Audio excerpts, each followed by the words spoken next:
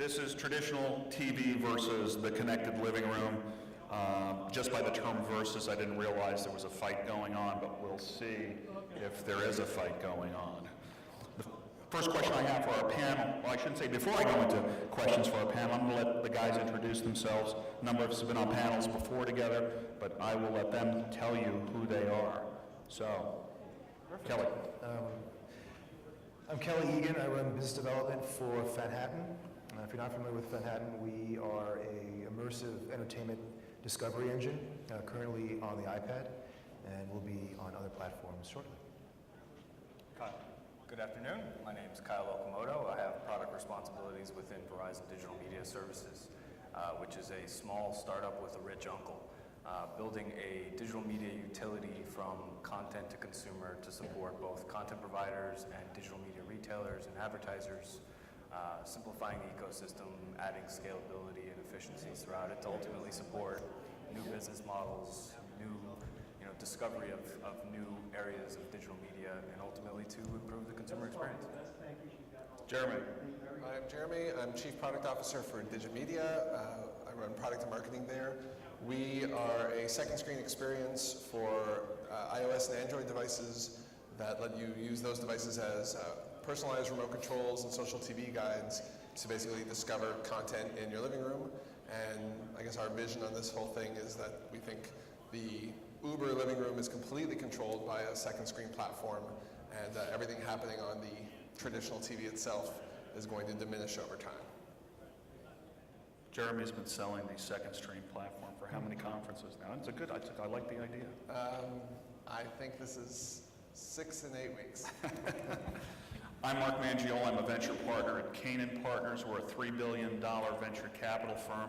I'm also a consultant, and I have been a consultant to YouTube and the Google TV for the last year, so I have a little different perspective both from the financial side and from the product side, so some of my questions will be biased. With that, where's the living room?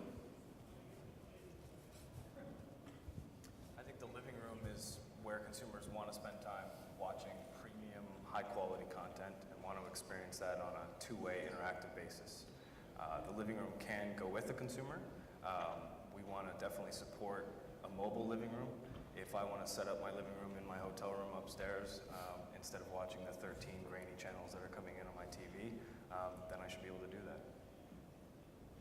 I actually, just because it's a panel, so we're supposed to. Because it's fun to disagree. Yeah, he's completely wrong. Yes. No, not completely wrong. I don't agree on the statement of the two-way interactive experience. I think the living room is a distinct place. I think the living room really is that place in the home where after the long day you're kicking back with or without your family, whatever your environment is.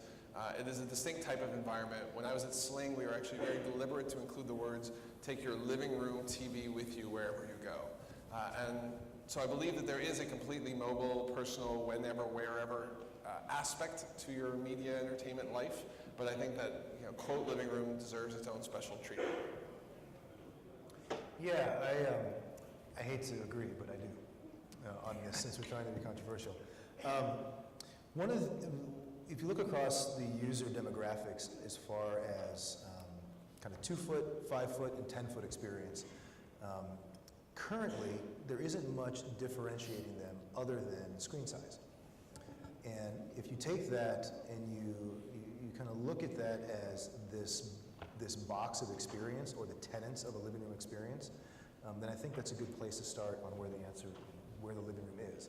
Living room is a collection of 5 to 10 kind of agreed upon product features, experience features that can really be transferred to location or screen size, but they exist kind of in a collection with each other. We already lost one. Just fed up. So I'm more in Kyle's camp about the living room being the living room, simply because I'm an old guy. And I'm used to consuming my media in a major room in a house. And I don't really consume media on a tablet. Oh, I'm sorry. The other guy. Forgive me, Kyle, you're in the new camp. Yeah. Jeremy's with me in the old camp. Yeah. I mean, really, we're providing. I don't work for Verizon Fios, so when you think of Verizon, you think, okay, they have fiber optics to the home. I'm in a wholesale division that provides an agnostic simplified ecosystem for any digital media retailer, whether that's Verizon or Netflix or any other retailer that wants to become that digital media retailer and own that consumer.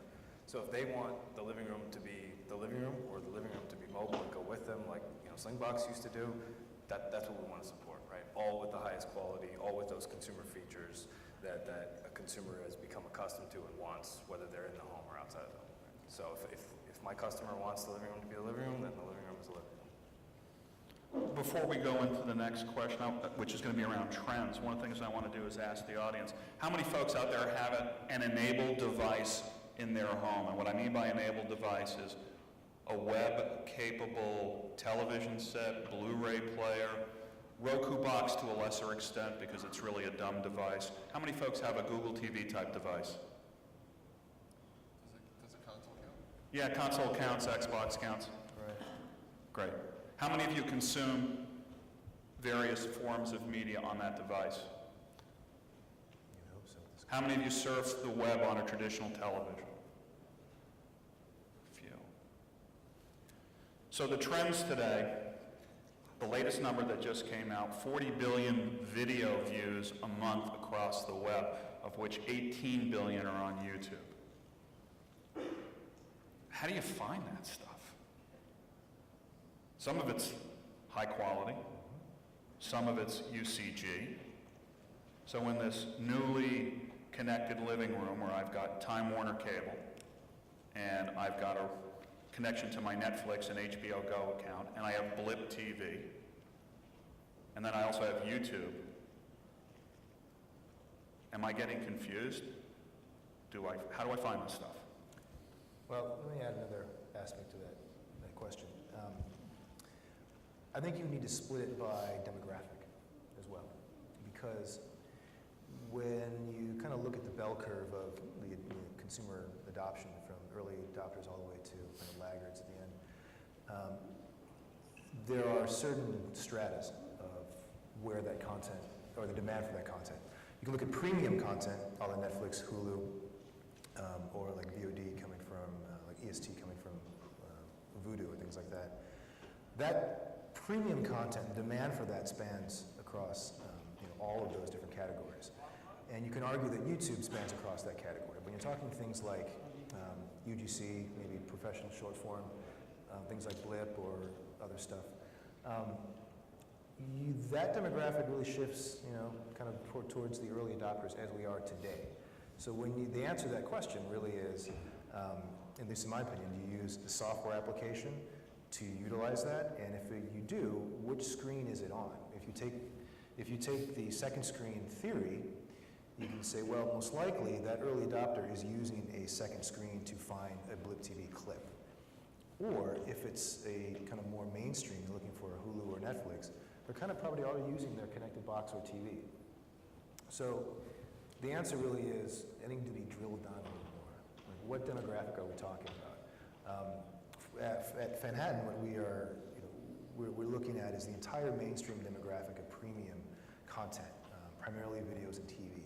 And we've designed it to be a kind of a really no-brainer experience, very simple, very easy to use, because we span those demographics. But we're only focusing on premium television for right now. As we start to drill down into kind of smaller clips, then we have to start answering, well, where are those demographics?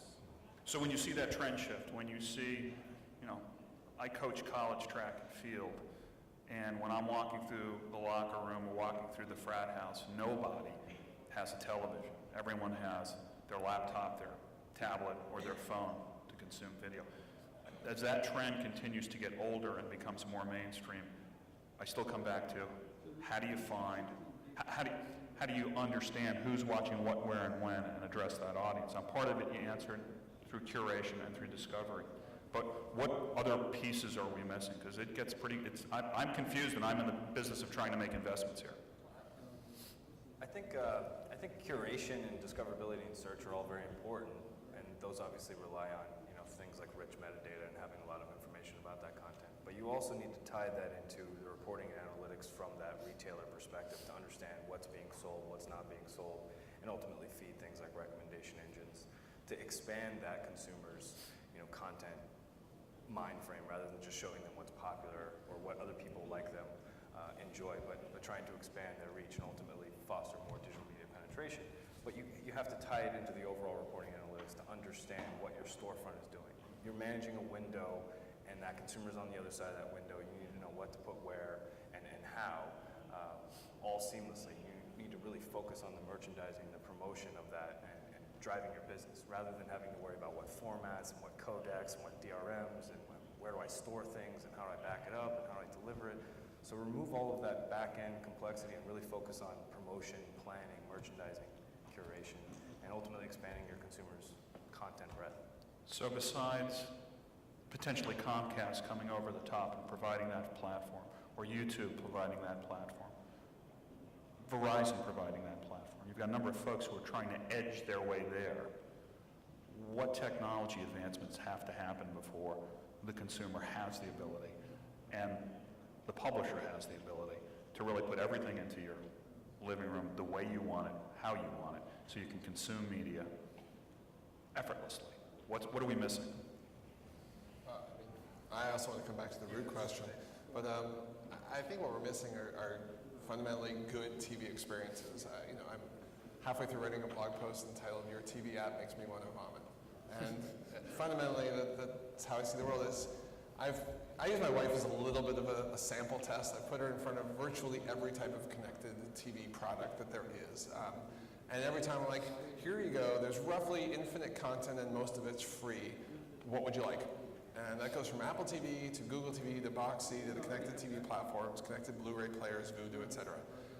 And most of the time she says, can you get this away from me and give me back my television? And again, just one data point, but what I've noticed in that trend is for her, she just likes TV. And I'll go back to say that I actually believe that TV in its current state is actually amazing. Anytime anyone tells me TV is broken, I think they're reading way too many tech blogs. TV is awesome, people watch a lot of it, and they are not going to stop. We have to supplant a currently existing great product with one even greater if we want to make any foray into this space. So when you ask what it's going to take to deliver it, I think that's a starting question, is what's the platform? I think things like Apple TV are the first, with AirPlay, by the way, which are the first glimmers of good experiences in a connected environment. I still want to come back to the first question, but I know I just said a lot of stuff, so I can also... You can come back to any question you like. Let me not agree. So I think that TV is great, and when you ask consumers what they like most about TV, they say DVR, because they can skip commercials. Can I pause you? Of course you can pause. What people say is great about Like a TV is DVR. when you turn on your TV, there's content. Most of it's in high def. There's 10,000 hours a day of professionally produced awesome content that has no buffering, navigation, selection, menus. It's just on. And if you don't like the thing that's on, you push one button and another thing comes on. And so the DVR massively enhances that experience. But I think this is what we all as an industry have to get around, is like, what's better than that, right? TV is as good. Like it's like your microwave, right? You don't have to run an app to figure out how to cook chicken, right? Well, some people might, but you push the time and go and you're done. TV is like that. Everything we do on top of that is making it worse. And that's... Let me take a technology your way. This was in TechCrunch the other day, and I forgot the name of the company. I should have wrote it down, but I'm getting old. This company crawls the web looking for video and basically creates a virtual PVR for you. Now, it's going to get shut down because it's going to find content that it's not supposed to have. Okay. But assuming that content was available that way and made it that easy, that's what we're talking about. Yeah, I mean, internet business content should models work and like who owns TV it aside. channels, right? You should turn to the equivalent of Channel 3 is your feed or your friend's feed or your Facebook stuff or your Twitter stuff or wherever it's coming from. Don't go to social yet, where that's 4 questions. Right, so we need to give content owners and digital media retailers the ability to create that experience, to replace a great experience with a greater experience. But it's not so much a technology hurdle, because a lot of that's very doable with all the great minds in this show here today. Oh, wait a second. How many folks have a set-top box in their house? How many folks would like to throw the set-top box out of their house? Right, so what do we throw it away with to make folks like Jeremy's wife happy, right?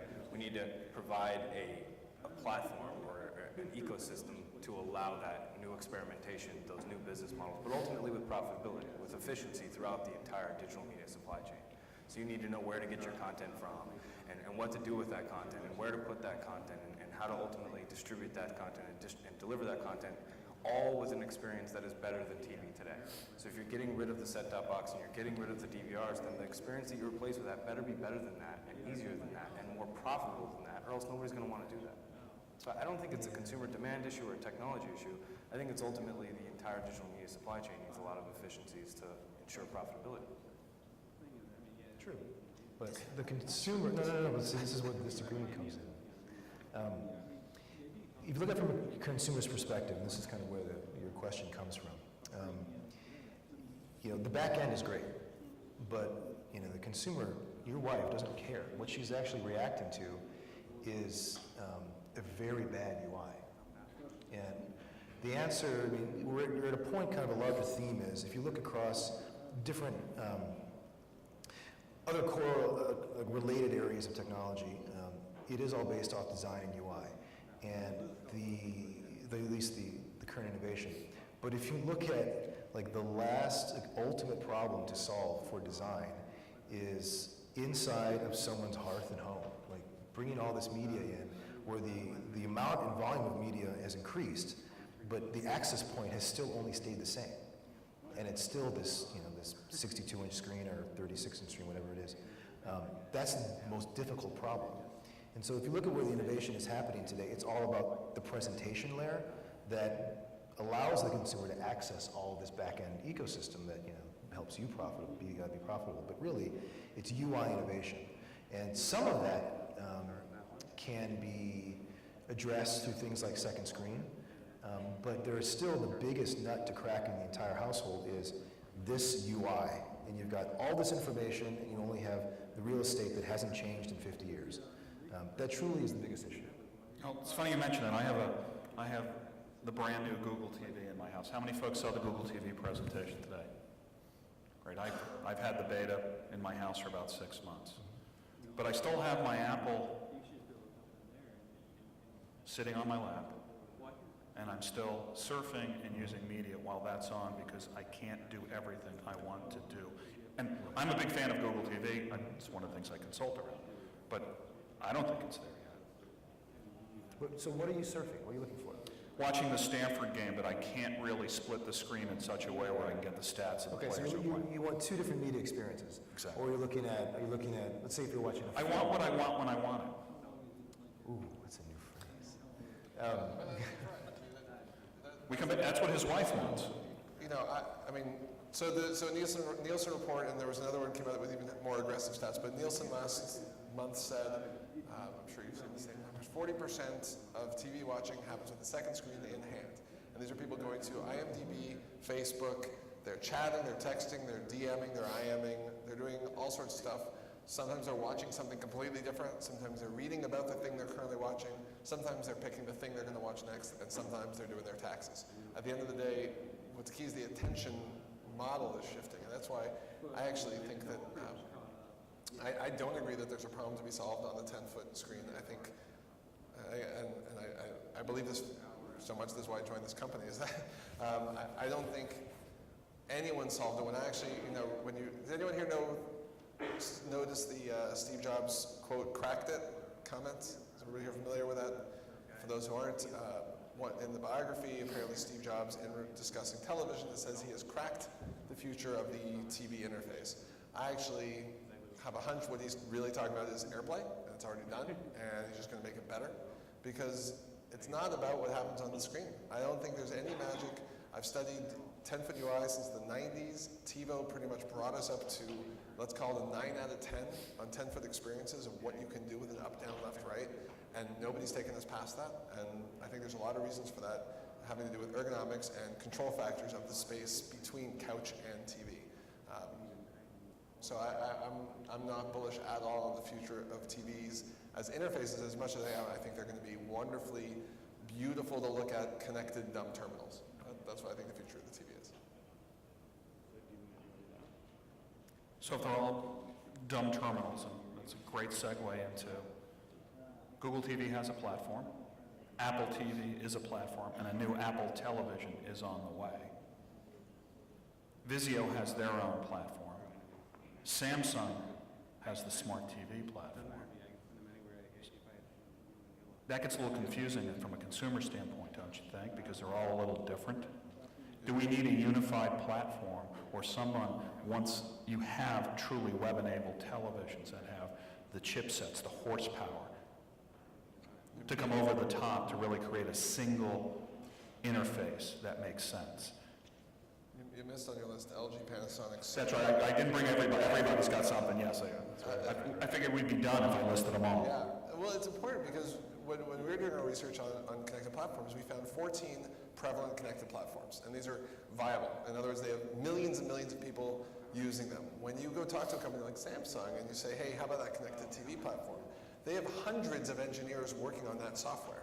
Whether it's good or not is up to you, but they're not about to just discard it. They're not about to tell that team to, pound sand and move on, and they're going to throw some random middleware from Silicon Valley into their TV sets.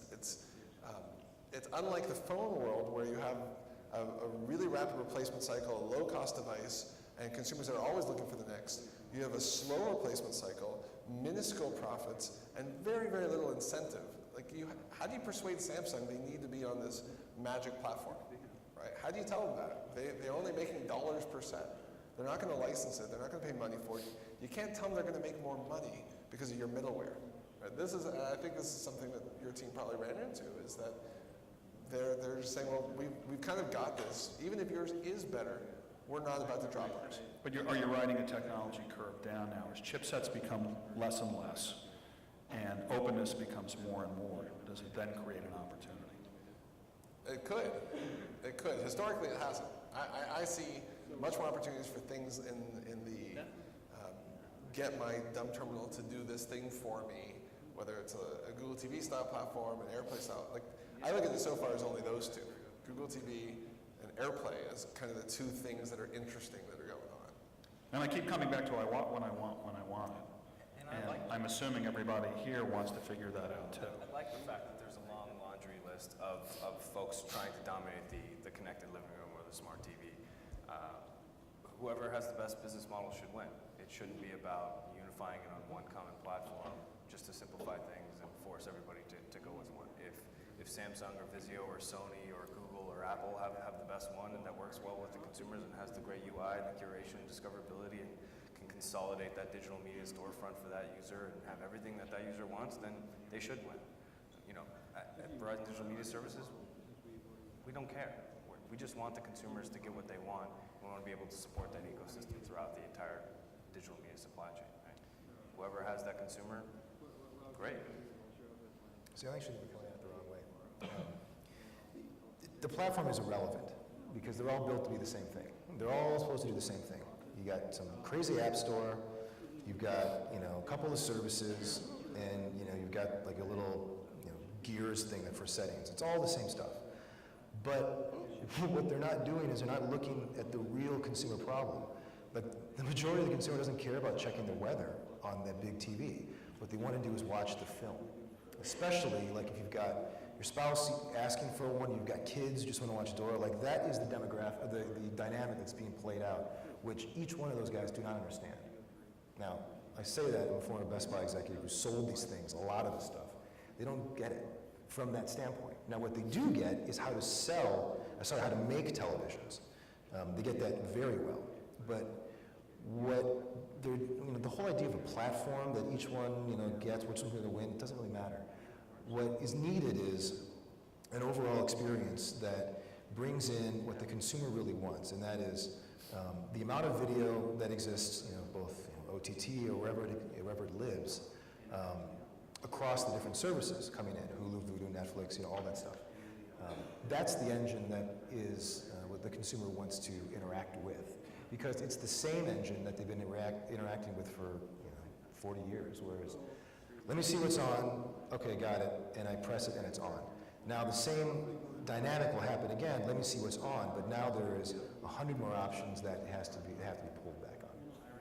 So the question isn't really the platform, it's the overall search and discovery across the platforms. And it's content, I'm sorry, If I'm a digital media retailer, though, I'm selling media to consumers. I have to then navigate that maze. I have to figure out that there's 14 different TV manufacturers out there, and 20 different tablets, and 15 different consoles, and every other device in their mother. That becomes incredibly complex for me to manage and for me to target, right? So I have to make very pointed business decisions around which devices to go after, and then I have to figure it all out, all the back-end technologies, all the different formats, different DRMs, all of that. I mean, don't you think that that's ultimately hurting the ecosystem by highly fragmenting? It is. Absolutely, unquestionably. let's take that a step further. So a few weeks ago, YouTube announced that they were going to launch hundreds of channels, IP channels. Now, as we blur between an enabled TV, a tablet, and a smart mobile device, and I want to start watching on my enabled television in the living room these 200 channels, the business model starts to change fairly dramatically, fairly fast. Because you have, to Kelly's point, I'm subscribing to Netflix for $10 a month. I'm subscribing to my cable operator for $100 a month. I now have 200 free YouTube channels which are being ad supported, which are frankly starting to fragment the audience even further and create much more niche plays on the content side. How does content play into all this? Does content start to drive those newly enabled devices in the living room because it's starting to become noticed because you have a YouTube and soon to be a Yahoo, and frankly, I'm betting Apple throwing money around IP delivered content. Does that now create what seems to be an evolution into a revolution of more devices coming into the house? Don't get me wrong, I'm not saying that content's not king and will be king for a long, long time. I just think that we want to enable these retailers, these content owners going direct to consumers to experiment with these new business models. Maybe it's free TV with ads, with more ads. Maybe it's free TV with more of those annoying banners and jumping around, right? Or maybe it's, I want to choose how much advertising I consume on a daily basis, on a weekly basis, on a monthly basis. I don't want to have a subscription that's always the same because I'm not always the same. I'm not always home every single month of the year. I might be traveling a lot, or I might, have multiple things going on in my life that I need that flexibility. So why not enable those retailers to have those new business models to ultimately satisfy that consumer demand? Because I used to run Time Warner Cable down here, and I don't want you to have that flexibility. I like my $100 a month. Because it's not profitable to do so. So until we can make the entire digital media ecosystem or supply chain profitable enough for these retailers to be able to experiment, the consumer is ultimately going to lose. And you're just going to have more devices, more applications, more gears on the TVs for that little settings icon, and it's just going to get worse and worse. So until we can really help that overall digital media supply chain, we're going to be worse off. The we that you're actually talking about is an industry that historically does not experiment. I mean, the experimentation are things like for $60 you can go see a movie before, or you can download the movie before it comes out. Or, that's an experiment. That's not an experiment. That's a farce, right? It's in the category of comedy.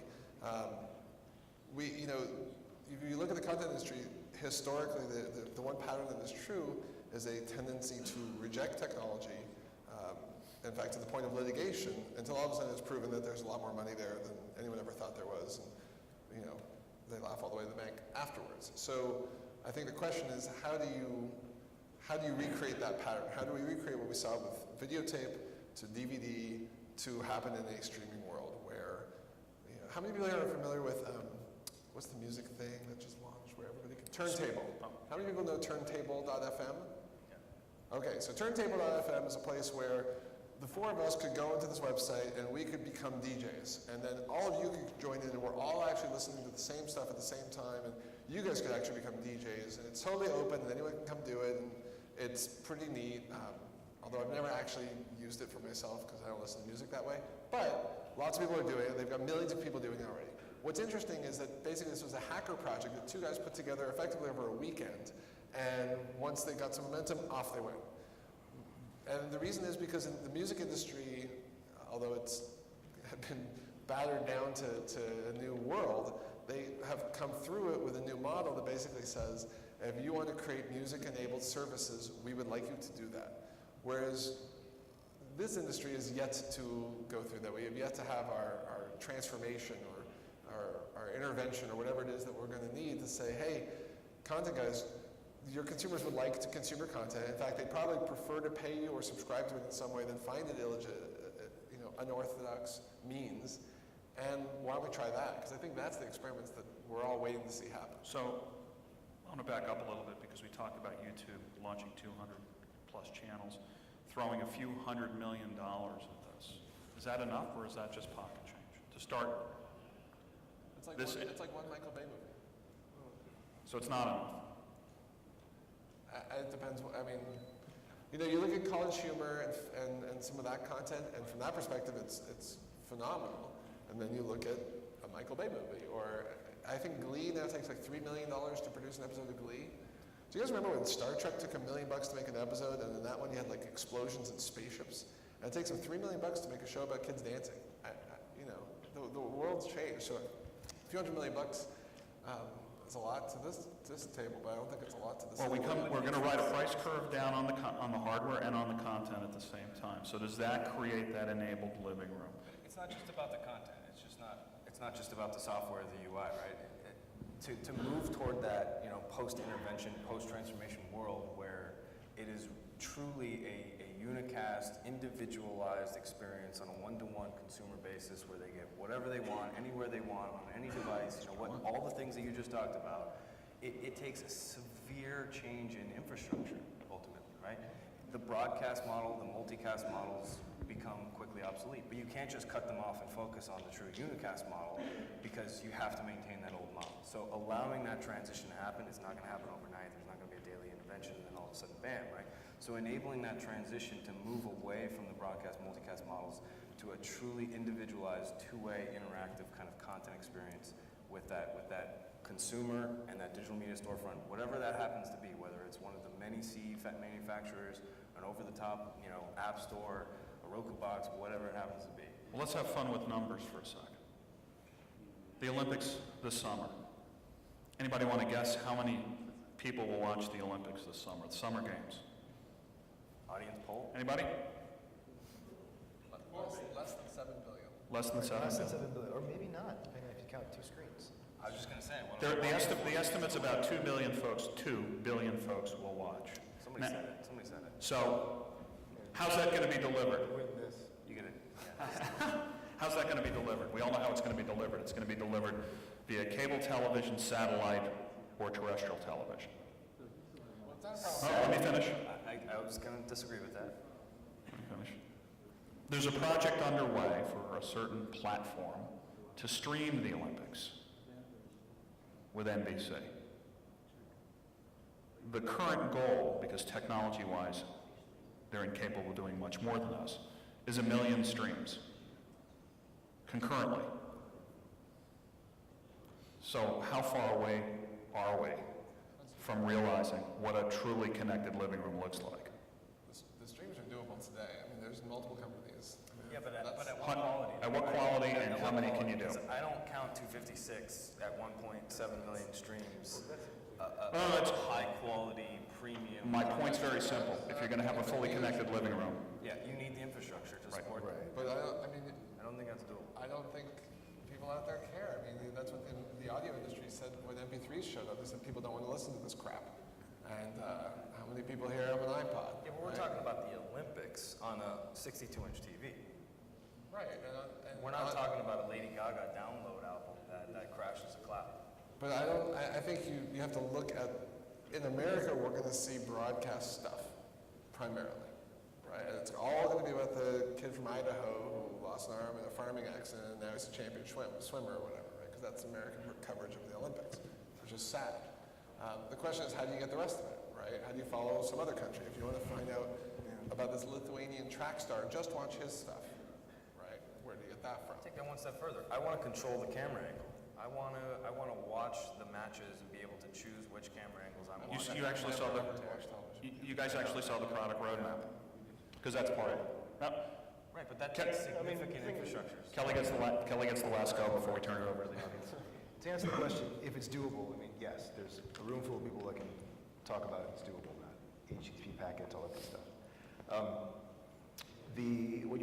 What you're getting at is sliver casting, is that niche. And is it going to be 2 billion people watching the exact same feed? No, it's not. by any means. It'll be 2 billion people watching whatever feed, the feed they want, when they want it, how they want it. I worked it in for you. So that's really what it is. So it's 2 billion feeds, it's 2 billion unique feeds. And that really is when you begin to have this, this kind of digital living room that's collective. Now, before I turn it over to the audience, I'm going to throw one last question to you guys, which is more around the social piece of this. You're seeing Google Video Hangouts and a number of other folks playing with video hangouts while you're having a television experience. Is that just, who cares? Or am I going to miss that like I missed the Facebook investment? I think that's incredibly powerful information to be able to harness and ultimately feed into your pricing and promotion and understanding of how content is being experienced, right? It's that rich data set that you can mine and ultimately tune your business according to what's happening in those social networks. If you're not capitalizing on that, then you're missing out. So you'd be okay watching a football game and having 10 thumbnails on the bottom of the screen with all your friends watching the game simultaneously? I'd be okay with supporting a retailer that wants to integrate social media on a one-to-one basis for their Or consumers. one-to-many. Right, and enable them to do that or not to do that, right?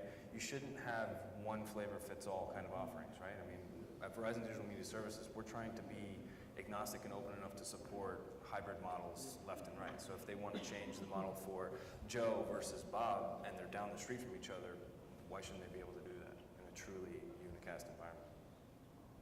All at high quality. I don't think that's going to become a bulk use of video watching time. Although I've heard some stats that are surprising. Apparently, 6% of Netflix sessions on Xbox are party mode. So if you haven't tried this, and I don't blame you, when you watch a video on Netflix on your Xbox, you can actually watch the same video at the same moment with a friend on another Xbox, have your headsets on, and chat away. 6% of those sessions are 6% of Netflix is actually watched that way, apparently. I don't get it. I don't know which demographic this is. It's clearly younger. I think it's a fad time at best, because my problem with the hangout while I'm watching live TV, a football game, etc., sooner or later you got to take a pee break. That's it. I make that as a joke, but it's true, is that sooner or later when you're watching television, you'll become disjointed with someone else who's watching it if they're not in the same room with you. And I don't know how you can get 10 people in 10 homes across America to say, okay, let's all take our pee break. It just seems kind of weird. You get to follow that, Kelly. I think if I were if I were coaching you on investment, I would agree that it is a generational. It's something that has its engine in kind of generational stratification. It will see if it's really real, not in 5 years, but in 10 years. We're going to open it up for questions. You got the two billion rights each.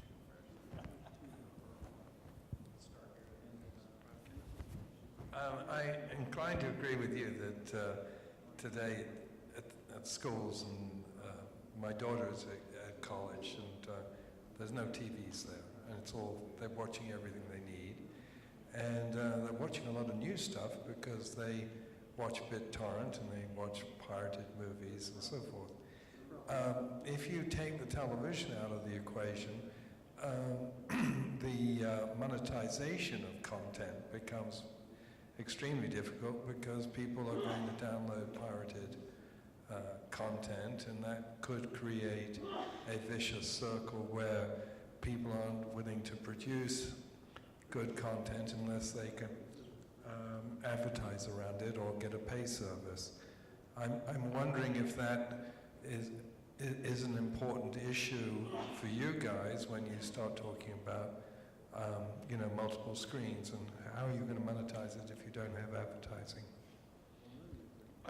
I'll take a crack at that first and turn it over to you guys, since I actually work both sides of the house. I grew up at Time Inc., Time Warner. Content is king. It's protected. We get very nasty with people who steal it. That's the first part of the equation. From a YouTube perspective, if any content shows up on the YouTube platform that shouldn't be there, it's immediately shut down or redirected as soon as we get a notification from those folks who own it. But we actively try to help in that area. We don't want to see pirated content running around. And then lastly, new content, or the new business model, is how do you support, with either sponsorship or a CPM model, all this new content that comes up. So what I know today is the production cost has to be a heck of a lot lower, because even throwing $200 or $300 million at the community here to drive new content is a drop in the bucket compared to what cable television and network TV throws at it. So we don't produce at the same hourly cost. So the good news is it's less expensive. So we don't have to have the exact same monetization model, and it's different content. Now, Car and Driver, which will have a channel on YouTube, will be very different than the Car and Driver you'll see on PBS. So there'll be different types of content. I think that's how you'll see the monetization work out. I was in cable TV in 1980 when the networks looked at ESPN and CNN in such a way whereas to brush them aside. And the original subscription models and CPN for advertising models back then were very low. And as those networks grew to what they are today, that all changed. Can't predict the future. Can't tell you what the 200 channels are going to look like on YouTube and other published networks in the next 10 years. But it is changing.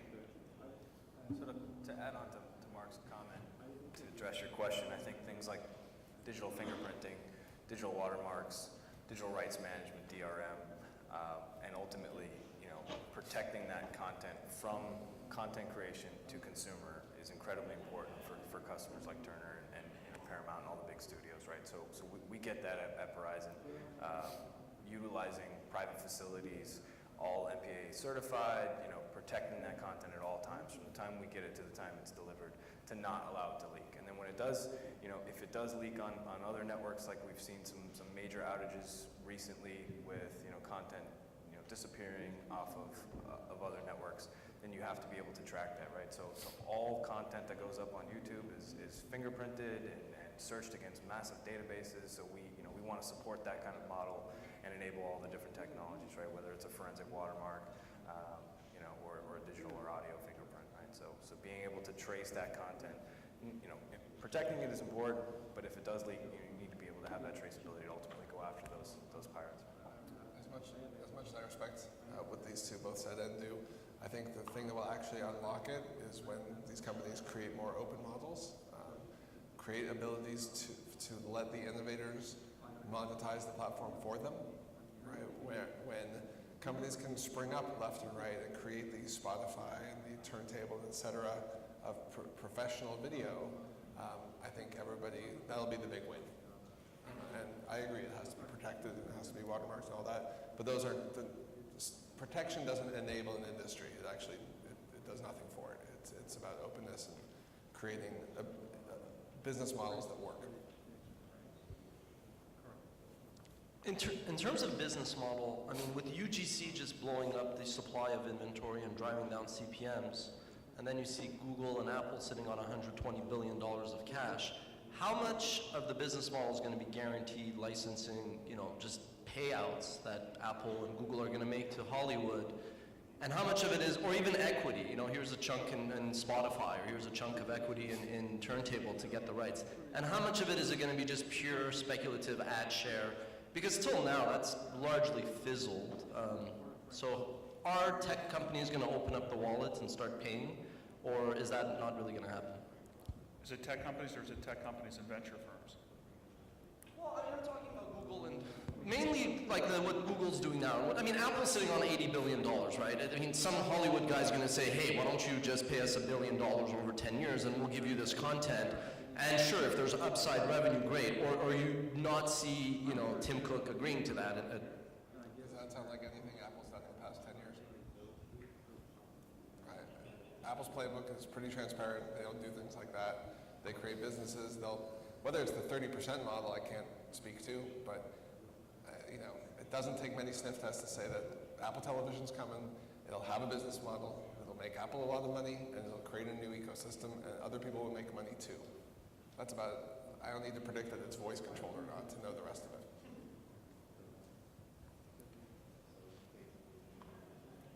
I think that's, one in the far back.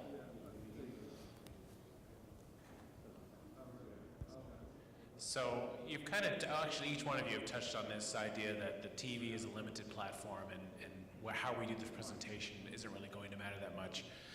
But I'm curious about, if you look at the history, and you mentioned Apple, the Apple iPod itself pretty much killed any other competition that was out there through its presentation, how you got that, and then licensing when you throw in the iTunes store, right? So if you duplicate that model, and you could create the presentation as a better environment, couldn't you just solve the problem that way? I mean, theoretically, when you look at, on the enterprise side of things, presentation, I can slice and dice data in a screen this size and see multiple windows and multiple content. I can't do that at home, and each one of you kind of said, what I really want is a window that's here and a window that's here, it's a window that's here. That's easy to do, but no one's really doing that. So, is your question around will Apple take over the TV industry, or is it more? More on the presentation side. It seemed like the presentation side is, we're saying it's done, we're not going to come out with anything that's better, and that's not going to solve the problem, whereas I think historically we've seen the appropriate presentation of the content has solved the problem. I would tell you that the UX piece of this is not solved simply because someone on the panel, I can't remember who brought it up, the television manufacturers don't have the incentive today to spend the extra $100 on the chipset because they're already on such low margins for those televisions to begin with. But I believe as that cost curve continues to ride down and the soft side of this equation becomes easier, you'll be able to get what you want in an open environment on a television. It will end up being, for no better term, a dumb-enabled terminal where you'll have numerous inputs that are telling it what to do. Question over here. Hi, question for Jeremy. And you mentioned that the current user experience that people watch TV is that they turn on the TV, the content is there, and they switch channel, the content is there. So anything more than that is actually making it worse. So then I'm curious that since Digit provide this application, help user navigate through the content on the traditional TV channels, right? It's not a, so they still browse content and then watch it on the traditional television. So how your app has changed the consumer's behavior on watching television? What have you learned from how people use your app? Sure. So it's a great question because I did say all that. I think that the program guide that exists on your television today is the worst thing about your television. I think when people said before they want to throw out their set-top box, I think fundamentally what most people really meant, and you can just yell at me if I'm wrong, but is you want to throw out the set-top box experience, right? The set-top box, actually that's the thing that gets you the show, so you probably want that thing. What you don't want is the way it works. Am I kind of on target? All right. So what we've learned is we put the program guide here, and we give you the same type of access that you have when you're browsing your music library in iPod mode. You have color, cover flow, and all these cool things. When you browse through instead of looking at a 500 channel guide in our app, you can customize down to the channels you watch. The average person watches 12. Okay, the average person watches 12 channels. Not only that, you and your wife can have different channels on each of your second screens, so you can each pick what you want. We've learned that people like to do that, right? Because now when you're browsing your channels, you're actually browsing the stuff you might end up watching. We've incorporated a social guide so that instead of just seeing what channels are on in some linear, archaic fashion designed by people back in the 70s, we're telling you what your Facebook friends are actually watching. So I've got a lot of little anecdotes of what we learned. You know, we're still a pretty young company, but once people start using experience like ours, Kelly's got good stats as well. Once people start using the experience, the session lengths are growing and growing. People are spending more and more time doing it. They are interacting more with the content. You know, we give you one-click links to things like Wikipedia and YouTube videos related to your shows. People are watching them. So, people kind of like it, I guess would be my summary. Yeah, I agree. One last thing, just to reiterate, the very painful point on the TV experience is that UI. And if it comes from the set-top box or if it comes to the television, it's still very painful. Thanks.